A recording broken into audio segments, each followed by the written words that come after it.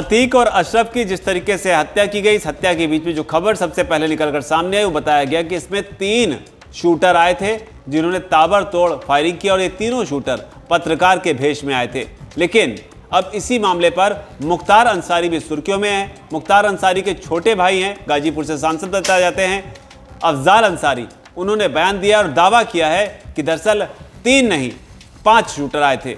पूरा बयान बताते हैं और पूरी खबर ही बताते हैं कि किस तरीके से अब उनको भी इस बात का डर सता रहा है, या उन्होंने भी अब ऐसा ही बयान दिया है जैसा बयान कभी अशरफ ने और अतीक ने दिया था जब उन्हें जब अतीक को जो साबरमती जेल से लाया जा रहा था और बरेली जेल से अशरफ को लेकर आया गया था, तब उन्होंने कहा था कि ये लोग मेरी हत्या करवा देंगे। अशरफ ने तो 12 दिन का 2 हफ्ते का जो है वक्त तक बता दिया था, लेकिन कुछ ऐसी ही बात जो है अब अफजाल अंसारी भी कर रहे हैं। क्या है पूरी खबर वो आपको बताते हैं। दरअसल माफिया डॉन मुख्तार अंसारी के जो भाई हैं और गाजीपुर से सांसद हैं अफजाल अंसारी, उनका बयान आया है। उन्होंने अतीक अहमद और उसके भाई अशरफ की हत्या के लिए कहा है कि इसकी जो स्क्रिप्ट है वो पहले से ही तैयार कर ली गई थी।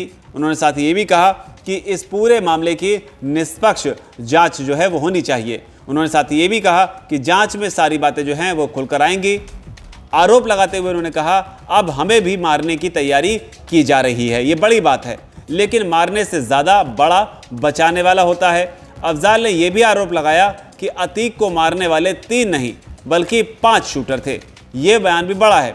इन 2 बयान जो उन्होंने दिए जिसमें उन्होंने कहा कि अब हमें भी मारने की तैयारी की जा रही है, और दूसरी बात कि जो शूटर आए थे वो 3 नहीं 5। अब उन्होंने 5 शूटर किस लिहाज से कहे, कौन सी वो जानकारी है जो उनके पास है और बाकी लोगों के पास में जिनको उन्होंने बताया कि 5 शूटर थे, ये आगे जांच के साथ जो है वो सामने आना चाहिए। इसके अलावा अफजाल जो है वो ये भी कहते हैं कि 15 अप्रैल को प्रयागराज में जो हुआ वो दिल दहलाने वाला था। उन्होंने सीएम योगी आदित्यनाथ का नाम लिए बगैर कहा कि आप इन्वेस्टर समिट में कहते हैं कि उत्तर प्रदेश में परिंदा भी पर नहीं मार सकता है, और अतीक अशरफ का शूटआउट जैसा कांड हो गया। उन्होंने आगे कहा कि 2024 के लोकसभा चुनाव में बीजेपी 200 का आंकड़ा भी नहीं छू पाएगी। हालांकि बता दें इससे पहले भी अफजाल अतीक और अशरफ की हत्या पर बयान दे चुके हैं। उन्होंने तब कहा था कि क्या इस तरह की घटना के बाद लोकतंत्र पर लोगों का भरोसा जो है वो बना रहेगा, तो उन्होंने सवाल उठाया था। हालांकि आपको याद दिला दें कि जब अतीक अहमद और अशरफ की हत्या की गई थी तो हत्या के बाद लगातार सोशल मीडिया पर कई घंटों तक मुख्तार अंसारी का जो नाम है वो ट्रेंड करता रहा।